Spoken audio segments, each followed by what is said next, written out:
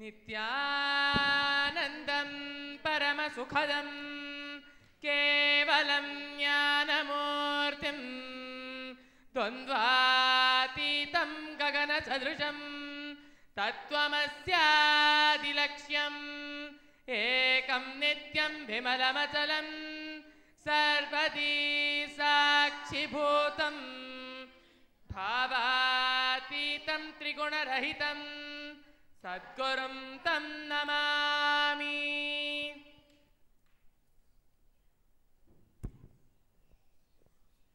We welcome all the Shrimahans, Mahants, Kotaris, Tanedars, Samajis, Satsangis, Balasanths, visitors and viewers to this Vaakyaartha Sadhas conducted by the Balasanths of Nithyananda Gurukul. Today's topic for Vaakyaartha Sadhas is today's morning satsang. Now we'll be chanting the 9th verse of the Ishavasya Upanishad. Andham tamah pravishanti yena samupasate tato bhuya ivate tamoya uvidyaya adumrataha.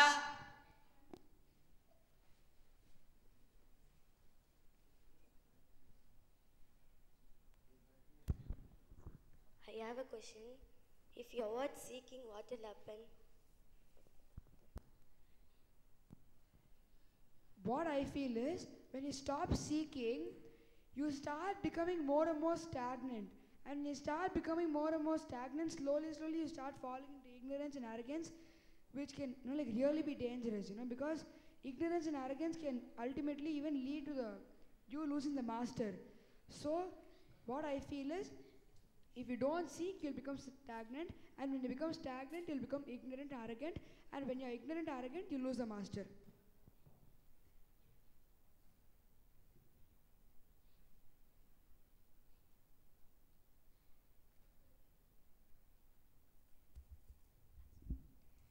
When you stop seeking,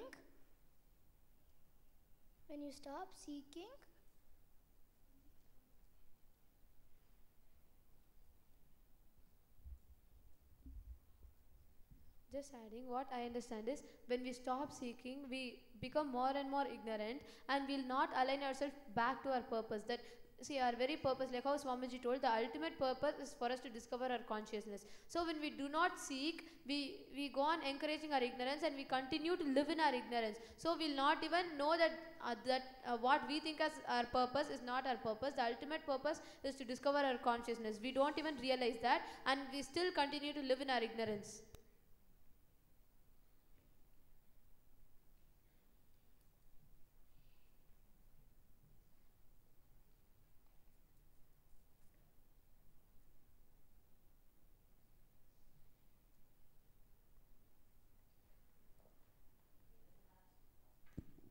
I have one question. In one of the satsangs, Swami told that you have to complete with the pattern of throwing tantrum towards cosmos. But Swami is telling now that we have to throw tantrum on cosmos, and it will lead to liberation.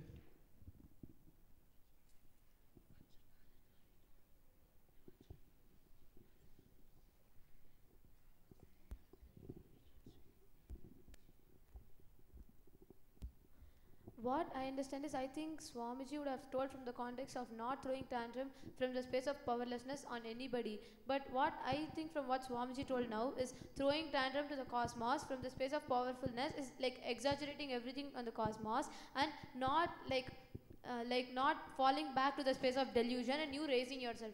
And what I think as what Swamiji told, not to throw tantrum, is like not to throw tantrum on others from the space of powerlessness.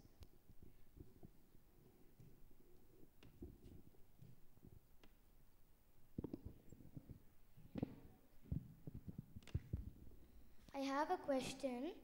What do you mean by throwing tantrum on the cosmos?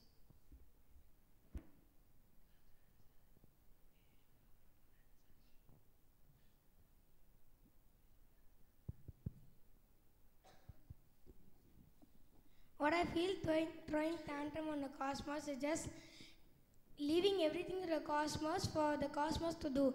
Just exaggerating everything which is in your part to the cosmos, and you just taking little responsibility for that to happen in your life.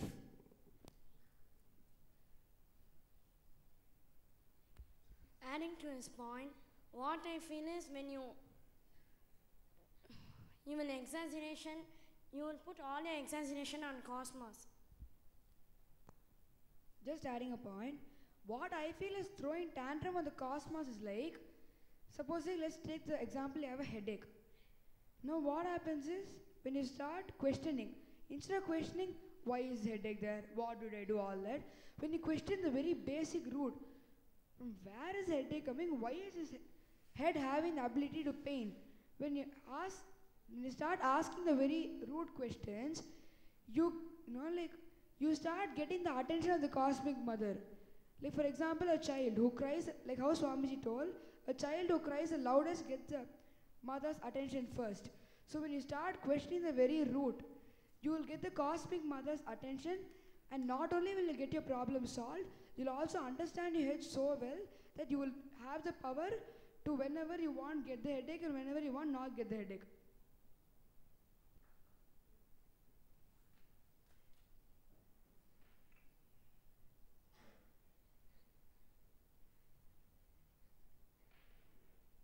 Just adding to what he told, what I understand is like how Swamiji told in satsang, when you have a pain, when you ask why pain for me, that time you'll get more and more punished and it will be more and more incompletion. But when you ask why pain for the whole humanity itself, why is there something called pain? When you ask it for the whole humanity itself, when you question that with your whole being, that time you get the attention from the cosmos, and cosmos will you will be removed from the delusion. What I think Swamiji meant by saying throwing tantrum on cosmos is basically, throwing tantrum is just seeking, basically asking questions from the root, like asking why from the root. So when you keep seeking like that, even though you'll never get the experience, when you throw the tantrum and ask why, so the cosmos will just give you that experience. Even though you may not get an answer, you'll just get the experience.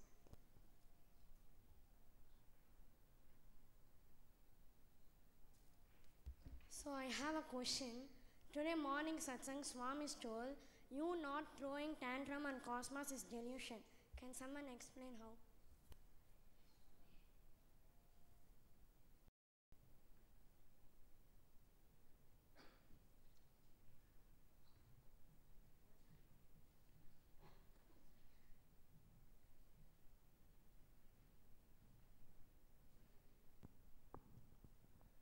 What I feel is, see, what I understand from what Swamiji told was, see, it is delusion because I feel it is like you not even realizing the problem you have. So when you don't even know the problem you have, you are in complete ignorance. You don't know what is happening around you. And you are in, like how Swamiji tells, in that stagnant space where nothing is moving. So you are unable to cognize what is happening around you, and you are in the deep ignorance. So once you wake up to what is happening, you'll understand what is going on around you, and you'll get out of the delusion, and then only you'll be able to throw the tantrum, so that only then you'll find out what the problem is. So I think that is why Swamiji meant it was delusion, not throwing tantrum at the cosmos. Just adding to his point, what I feel as throwing tantrum is that when you throw tantrum, that time Cosmic Mother will just liberate you.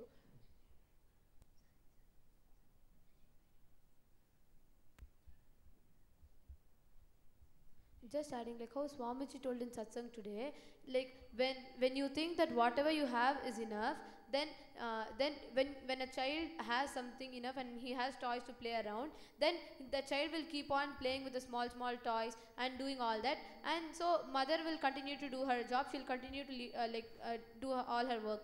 But then when the child starts crying, mother gives give few more toys and few candies to make it stop crying. So if the child stops crying at that time, it is still like it has toys around it, and it still stops crying. That time it is like we being in delusion. If we get little, like if we become more wealthier, if we become more healthy, all that time we think that is enough, that is our purpose is fulfilled, and we start living in that delusion.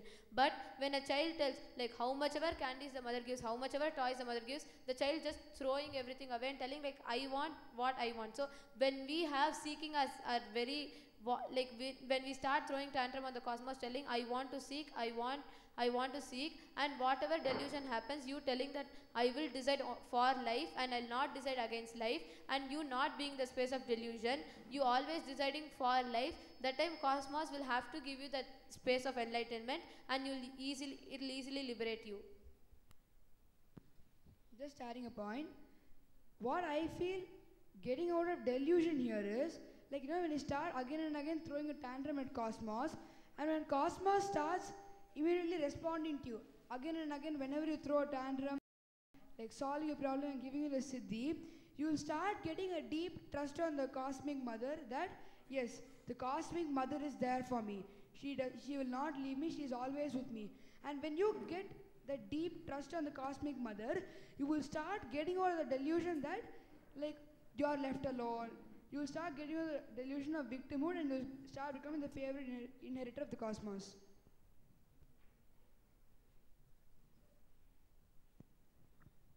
Adding a point, what I feel is that like when Swamiji told today that not throwing tantrum on the cosmos is delusion, see, it's like basically if you don't throw the tantrum on cosmos, you're like very settled with whatever you have. So the moment you're settled, you have nothing more to grow. You don't decide to expand at all. When you don't have the cognition to learn something further, to expand something more in your life, that point itself you have stopped all your growth and everything is done. Like how Swamiji says, you're already dead, you're just waiting to be buried. So what I feel is, whenever you stop throwing the tantrum towards the cosmos, it's like saying completely no to life. You're just shutting all the possibilities and thinking, okay, till now we have done something great, let me just be settled with all this problem, this good thing, let me just feel settled with this. So whenever you are in this space, naturally you are in the complete space of delusion. You don't know what life is, you don't know how to handle your life. You will only be, as Swamiji says, you only will get into more and more suffering and more pain and all that. As Swamiji says, the vicious circle takes place in you. So that leads to more suffering, more incompletion. So whenever you don't throw tantrum on the cosmos, it is delusion, because you clearly say no to life.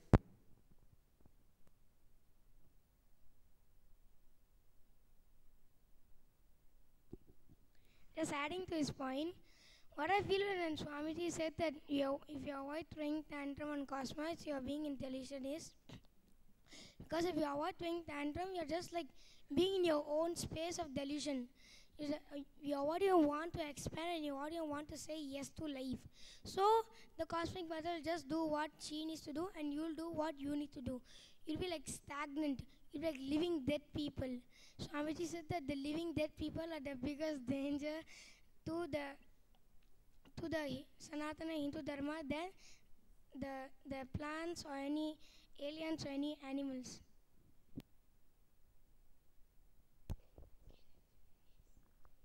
I have a question. We being the space of Shivoham and we throwing tantrum on cosmos is both same.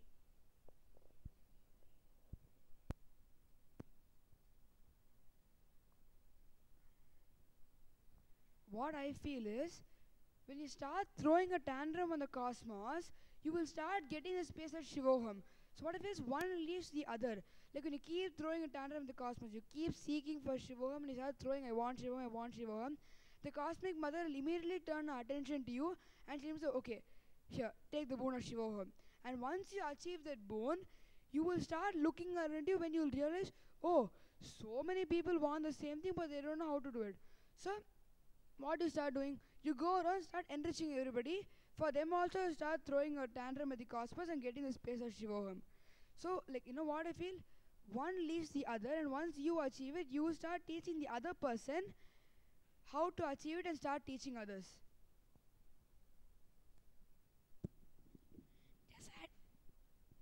Just adding to his point, when you naturally throw tantrum, naturally just the byproduct such as Shivam just happens.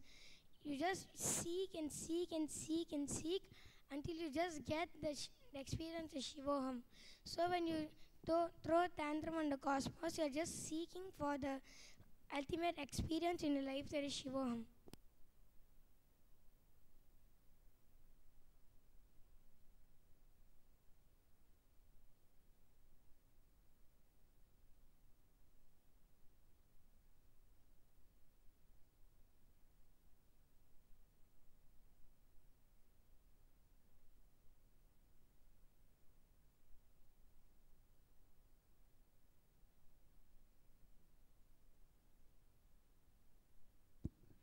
I want to share the story of how Swami threw tantrum on Cosmos and he fed Ganesha.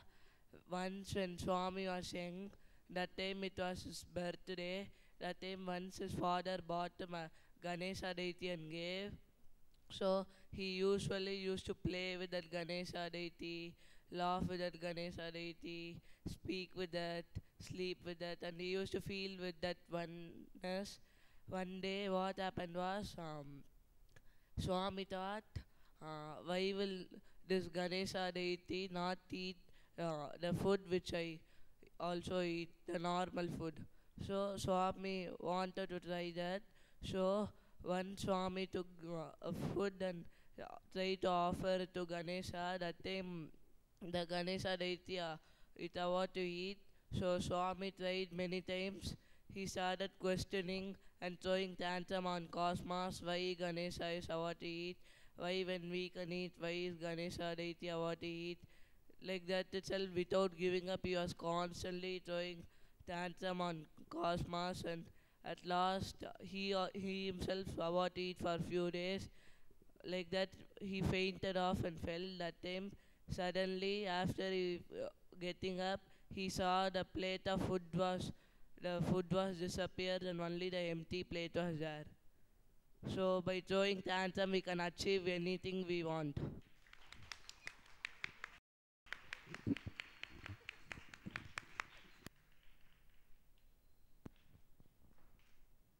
I have a question.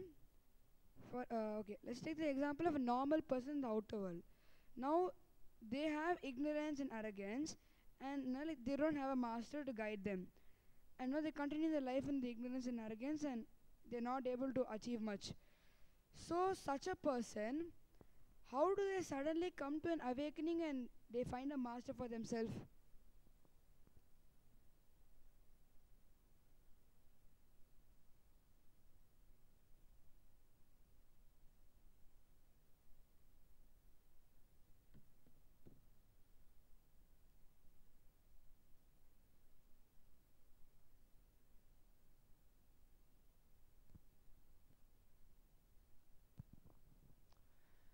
What I feel is, see, it is like unless the master decides to grace you, you can't have the master in your life. See, like how Swamiji told in one of the satsang, even before you loved him, he started loving you. Even before you saw him, he already has seen you. So it's just like that.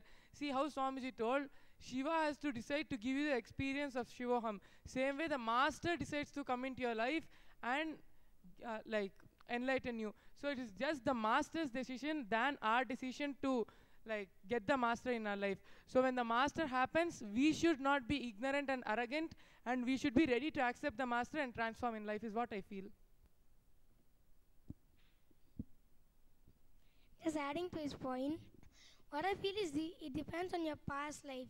Like how Swamiji said on 2015 Jayanti, he said that because you have given a call, because you have done intense seeking and you have thrown tantrum on Cosmos in your past life, that's why you are here. Because you have called, because you have given a call to Mahadeva, because you have given a call to Cosmos, and you have been, and you are just, and you are seeking in your past life, you are doing intense seeking in your past life. That's why Mahadeva answered your call. Even though in your past birth you have given a missed call, Mahadeva never just leaves a missed call aside. He attends to it to the very next birth. That's why in this birth you have Swamiji.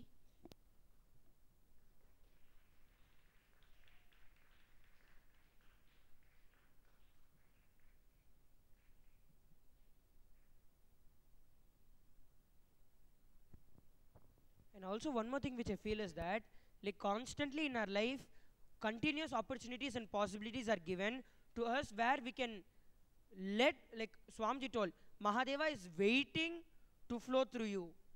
Mahadeva is waiting to flow through you. It's only you who is having the don't care attitude for the ignorance which you carry.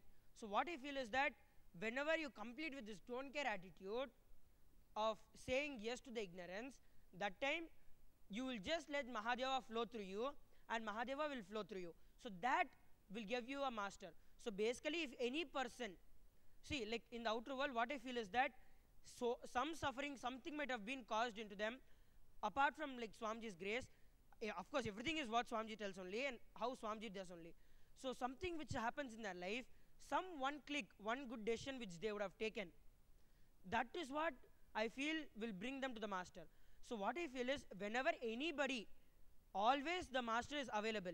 If they just complete with the don't care attitude and are ready to learn, then naturally master will happen in their life.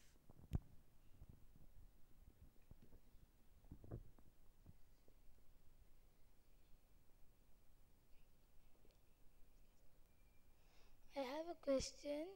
How do you continue seeking even when a problem comes to your life?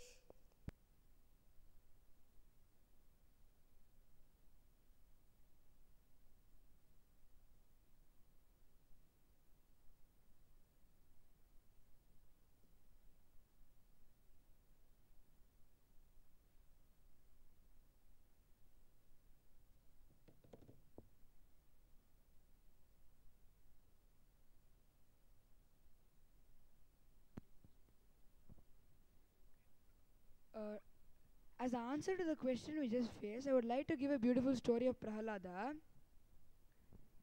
Prahalada, was the son of a king, okay? Like he was a king of Asura king. So then what happened? This Asura king, he had lots of hate towards Vishnu. And he started doing lots of intense penance to get the attention of Brahma and get a boon. And when he got that boon, he asked first for immortality. And Brahma told, like, he can't gain immortality because everyone has a causal body, has to leave it one day. So what he has asked is for, he must neither be killed in the day or the night, inside the house or outside the house. Like this, he has such a complicated boon that is almost equal to immortality, and no one could almost think of a way to kill him after that. And after that, he started terrorizing all the people and did not let anyone live in peace. And then a few years later, this Asura king had a son and named him Prahalada. And this child, he was greatly devoted to Lord Vishnu. And when the Asura king came to know about this, he told his son to leave Vishnu and start worshipping him. And at this point, Prahalada was not ready to give this up. And then what did Prahalada do? He continued worshipping Vishnu instead of obeying his father and worshipping him. At this, the Asura king got greatly angry and he ordered his son to be killed. So they tried various methods. Like they tried throwing Prahalada off a hill. They tried burning Prahalada. They tried making elephant stamp on Prahalada.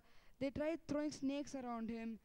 Even after all of this, when Prahalada continued keeping his seeking alive, nothing could harm him, and simply in every situation when he was saved.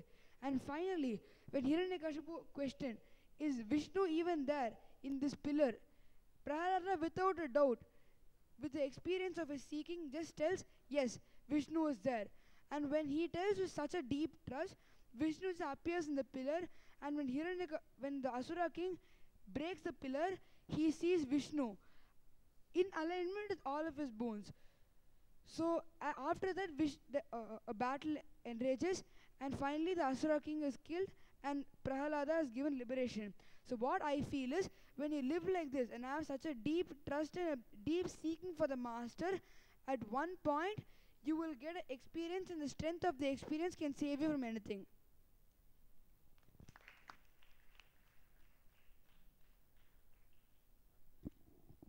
Just adding to his point, just like how Swamiji said that Vaikuntha is the parallel universe of your Anatha Chakra.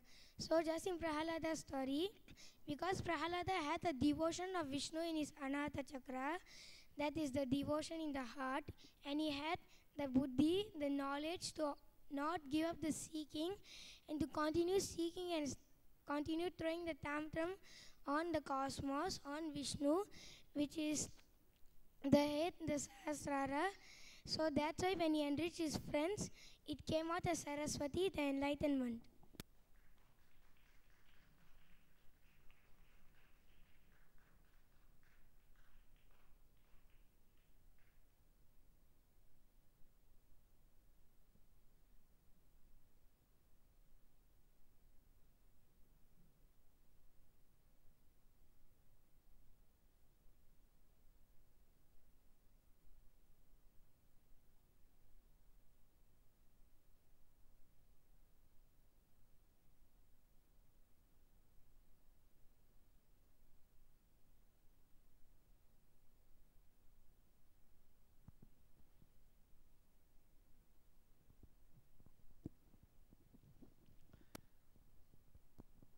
Okay, let me give you an example. See, when like someone is shouting at me, okay, though like I have not done any mistake, if someone is shouting at me, how I handle the situation at that time and how I seek. See, when someone shouts at me, the first thought I get is, I have not done a mistake. But still, it's my space that someone is coming and shouting at me. Okay? So that is the first thing. And then whatever it is, I first exaggerate it on Swamiji and tell that I am completing this and I am like completing the space for which I aspired this before. And as Swamiji told in one of the satsangs, whatever you have aspired, you will get everything. So, and you have to enjoy it from the same context.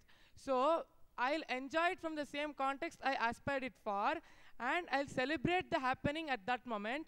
And when I exaggerate it on Swamiji, I know Swamiji will take care of the whole thing and he will get me out of the whole problem. Though I have not done anything, it's my space which is responsible for whatever is happening. So when I exaggerate it totally on Swamiji and with the trust on Swamiji, I know Swamiji will remove me from all the problems. So this is how I seek anything when I get into a problem.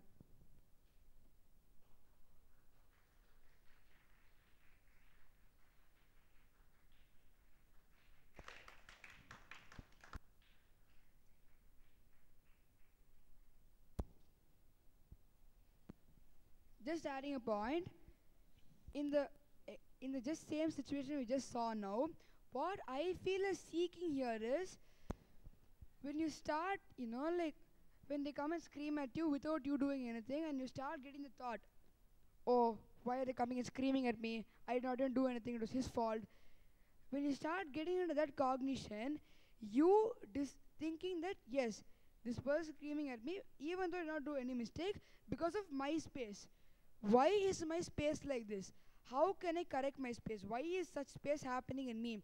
When you start seeking like deeper and deeper levels of the same space you are in, you will suddenly get an experience where you will understand, even if somebody scolds you for a mistake which you have not done, how to remain in the same space of seeking you are in and not move out of the space of seeking and finally get your ultimate experience.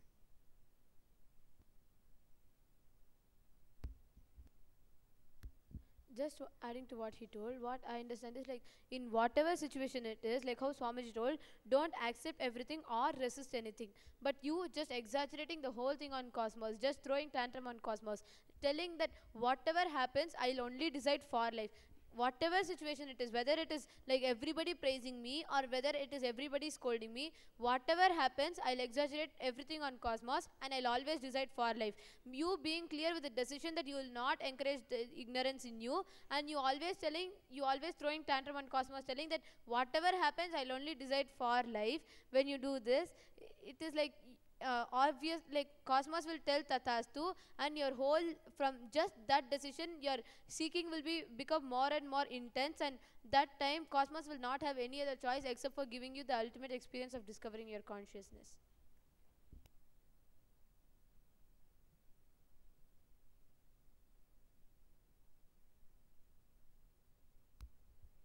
I have a question. Swamiji told in today morning satsang that when you have pain and you question only your pain, you become a Buddha. Can you explain me how?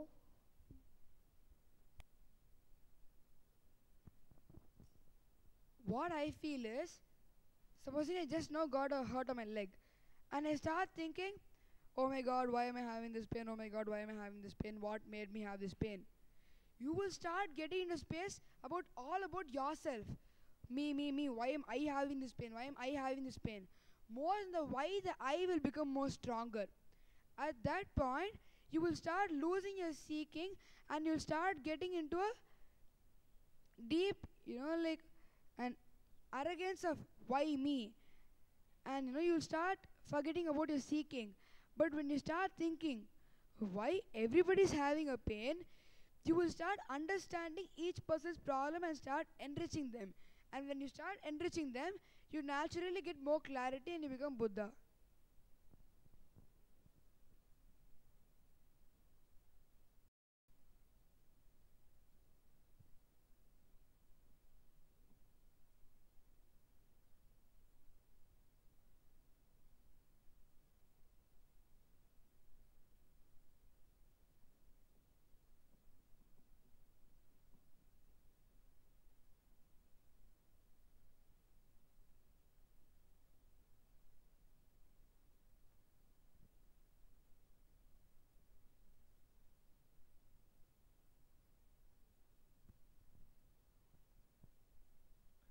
what I understand from what Swamiji said is, see, when we start looking at ourselves, we forget the whole thing which is happening around us because we are focusing on only on ourselves. When we look around, when we see that the same pain which we have, everyone around us also have, we start enriching people and we realize the purpose of our life. Just like how Swamiji told, Swamiji realized that all human beings are undergoing the same suffering, and Swamiji landed on this planet just to remove this suffering from all of us. We'll realize that everyone also is having the same suffering, and we'll like start enriching everyone to get out of the suffering which we are in. What I think Swamiji meant by saying this is, like, when we ask just why for ourselves, what I think is we get stuck to the idea that we are something separate. And from a cosmic level, we're all a consciousness, and we're all part of each other, and all of them are part of us, part of me. So what I think is that when you ask from the root why, you'll basically be asking for the whole consciousness and not just you as a separate identity. I have a question. So now if you like achieve the space of Shivoham and then you get enlightened, Swami told in the other day satsang that you still have to continue seeking. But why should you still continue seeking? Because you already know that you are the consciousness. So like Swami told, throwing tantrum, like cosmic mother has to help you. But at that moment you already know that you're cosmic mother. So why should you seek even after realizing that you're Shivoham?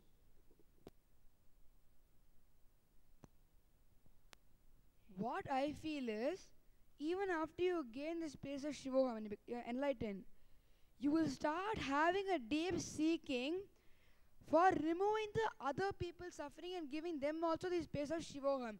At that point, what happens is, instead of seeking for a higher experience for yourself, you start seeking for higher experience of others. And Swamiji also told that even if you get the ultimate experience, there is not the end. You can still continue seeking again and again, and you can still take others to a higher and higher levels of seeking and finally give them the ultimate experience.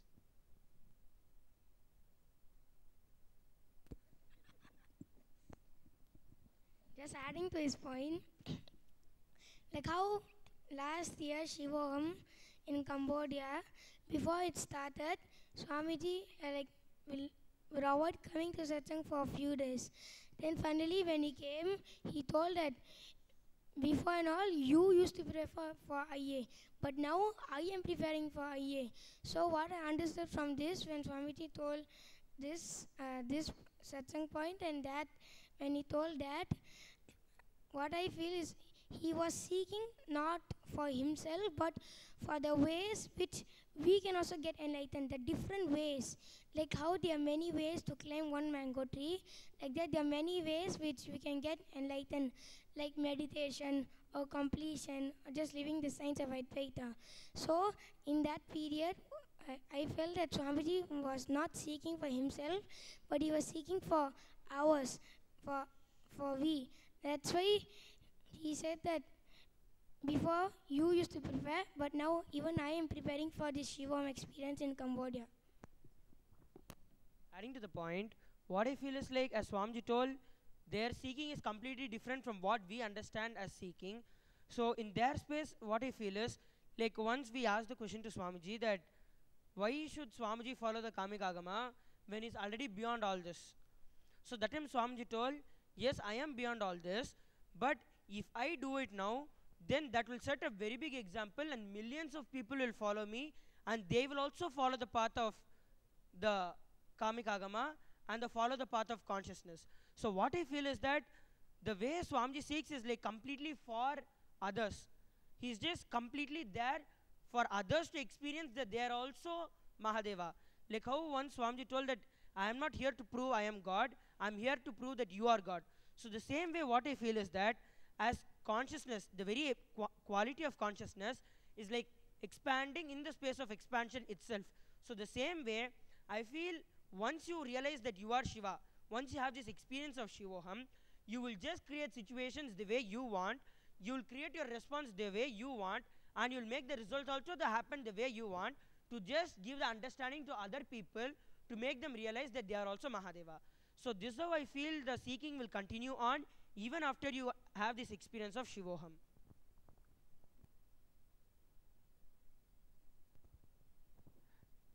So just like how Swamiji has told in one of the Shiva Sutra satsangs, see, though enlightenment is the ultimate, it's not the final. So you still have something to seek more. And moreover, like just as how Swamiji told, see, the level of seeking from an enlightened being is totally different from the way we seek. So we can't even perceive the way Swamiji seeks because we are not in that space where we understand Swamiji's seeking. So I feel it's totally different from the way we seek from what Swamiji seeks.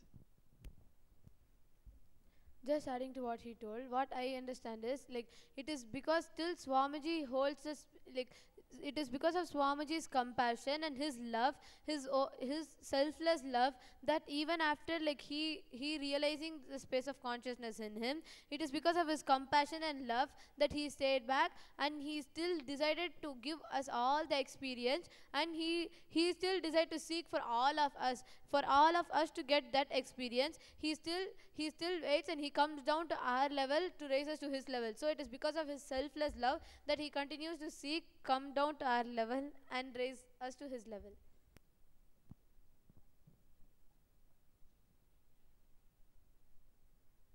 Okay, I just wanted to, like give my understanding about, like many people, they like have the problem of they have done so many things, now they don't know how to undo everything.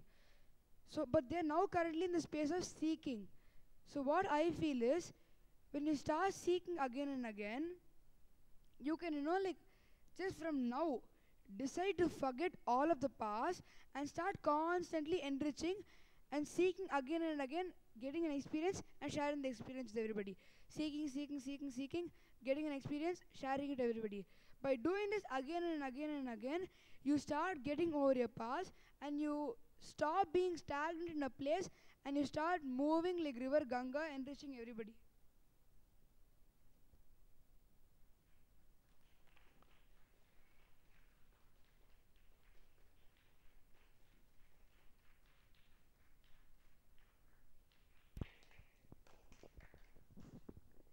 I have a question.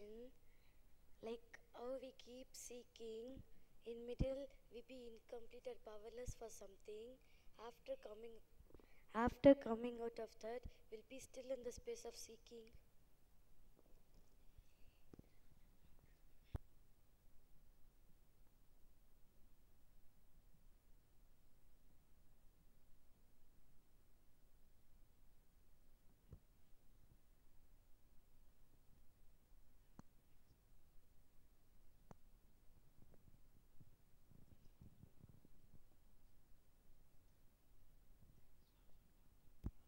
What I think is that even if after you come out of that powerlessness, when you're in that powerfulness, if you decide to start seeking again, if you just understand it's just a continuous seeking, and if you just continue seeking again, yes, you will be continuing. So what I think is just your decision that makes you continue seeking.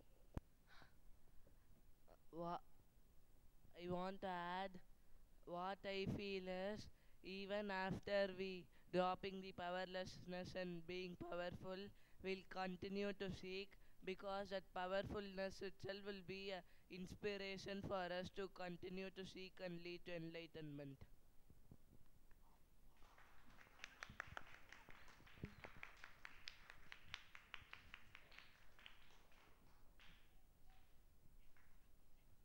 Just adding a point, what I feel is, once you get out of powerlessness, whether you decide to seek or you decide to become incomplete again is fully upon your decision, what you decide to be.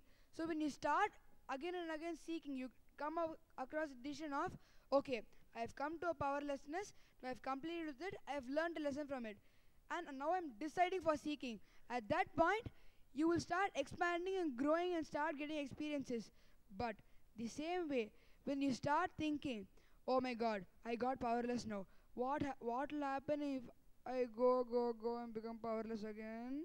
When you start becoming like that, you will drop, and immediately you will fall out of the space of seeking and finally decide, okay, if I become powerless again now, people will start abusing me, they'll think my knowledge is wrong, nobody will come to me, and then you'll say, okay, whatever I have, I'll manage. Who has as much as me? And you'll just sit in a place and not do anything. You'll not enrich anymore, you'll not grow anymore, and you'll start getting into the space of ignorance, and very soon you'll start becoming very arrogant.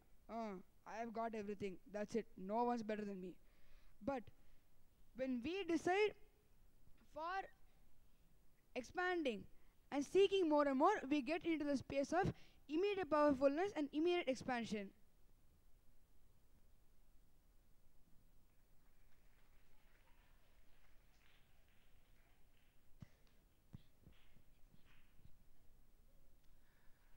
What I understand is, see, only when you are in the space of seeking, even when you are powerless, you can even get out of the powerlessness. See, just like how Swamiji told, you need to understand why you are in the powerlessness, and then you need to get out of it. By just declaring completion over whatever powerlessness you have, you need to get out of it. So for doing that also, you need to have a deep trust in yourself and in Swamiji, and I feel that itself is seeking. So when you are getting out of the powerlessness through seeking, I don't think you lose seeking when you are powerful, or you lose seeking when you are powerless. Only when you are seeking, when you are powerless also, you can even become complete and powerful.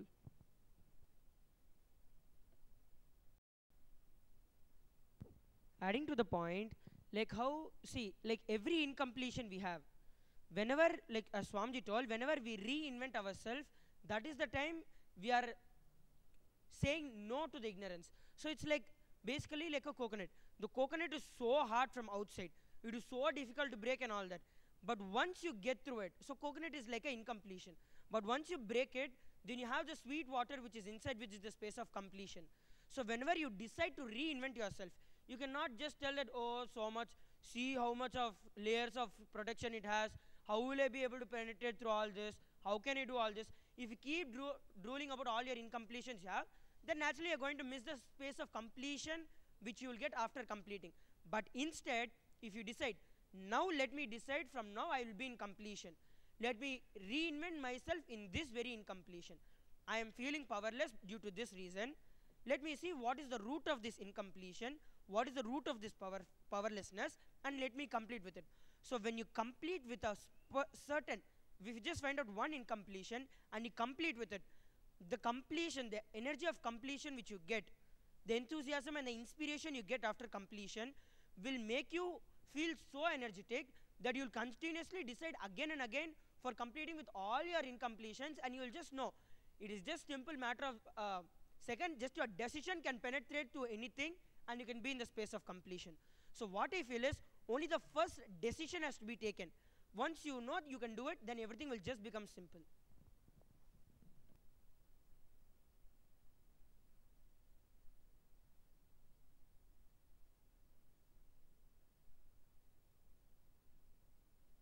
So I have a question. Is worshipping the ignorance and having incompletions are same?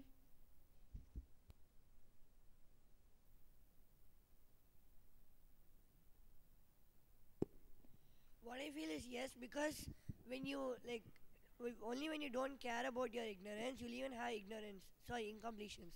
So what I feel is, if you really care about your ignorance, you will have incompletions, because you'll start seeking. So when you start seeking, all your ignorance goes away. But when your ignorance goes away, you don't have any incompletion.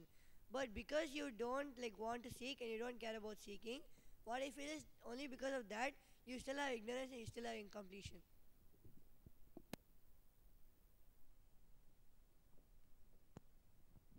Just adding a point, what I feel is, ignorance is just the next layer of incompletion.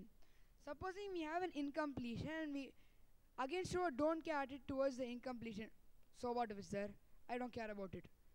That incompletion will start gathering layers and layers and layers and layers over it, and one point will become a pattern of ignorance. It's like a wound. We have got hurt very badly and there's a lot of dirt in the wound. If we don't clean the wound immediately, we'll start accumulating lots and lots of pus and it'll become a really bad wound. So what I feel is the minute we have any incompletion, if we just complete it, there won't be even a possibility for ignorance.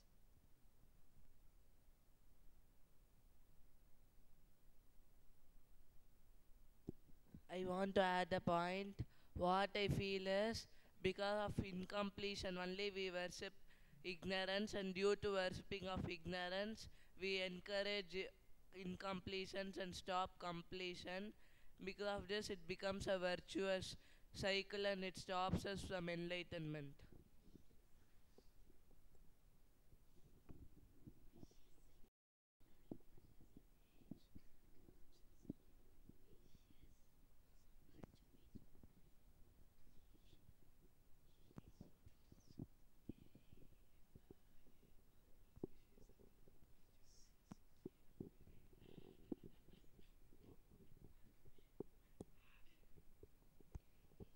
What I think is that when we keep worshipping the ignorance, we get stuck to all the incompletions, and we basically think the incompletions are us. So when we keep worshipping the ignorance, we get stuck to that.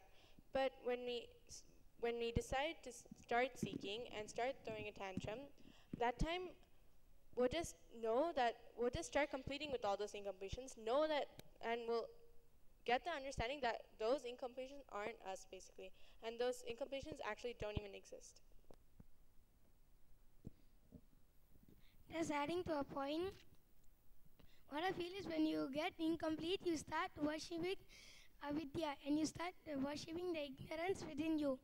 And then when you start worshipping the ignorance, the happiness which you get, the secret happiness which you get from worshipping the ignorance, that will encourage your incompletions more, and that will just become a vicious cycle within you. So it's just like one supporting the other and the other supporting one. Adding to the point, what I feel can be the solution for this is, like how Swamiji tells, it's not like very difficult thing to do. If you tied a knot, and that is the incompletion, the very simple way to reverse is to just find out how you made the knot and just undo it. If you did it, just undo it. So what I feel is, like how we understood the don't care attitude towards the ignorance is what is causing all this problem. If you just start caring for this ignorance, basically, like if you start taking responsibility for everything around you, as Swamiji says, you should not just be stuck with something. And this will happen to you like whenever you see anything around you and you feel responsible for it. If you see some incompletion is happening around you, then you know, oh, it is going to affect me, so I have to take the responsibility for it. If you think that you have to take the responsibility for it, naturally you need to start gaining the knowledge.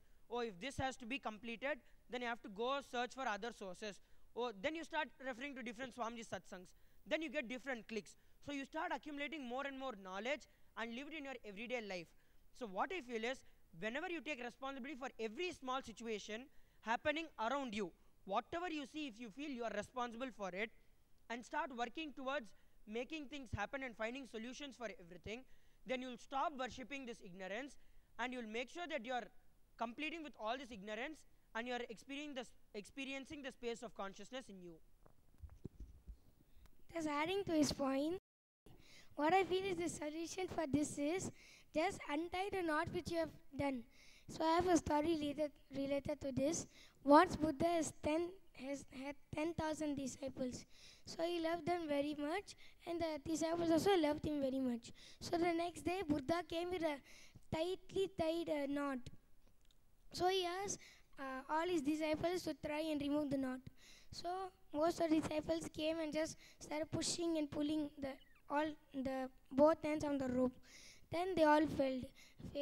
Then finally one intelligent disciple came, just looked at the knot of the rope, and just after a while he just untied it with so much of ease. So what I feel is, when you just complete with that ignorance which you have. See, the ignorance which you have done in your life is just not. If you just contemplate and go to the root of ignorance, why this ignorance, and if you just go to the first time you said no, yes to ignorance, that time you can just see why you said yes to ignorance, and you can just reinvent yourself. That is just removing the knot. what I feel, like many people after hearing all this, immediately they get into a very, very deep impossibility space. Oh, this much is there to do. At that space, many people start finding it very difficult to start to get in the space of seeking. But what I feel, much more than all of this, the most easiest way to get in the space of seeking and achieve the ultimate experience is just attend the Varanasi IA, which Swamiji is conducting in May, and just be with Swamiji, start seeking, get your experience, and go start enriching others.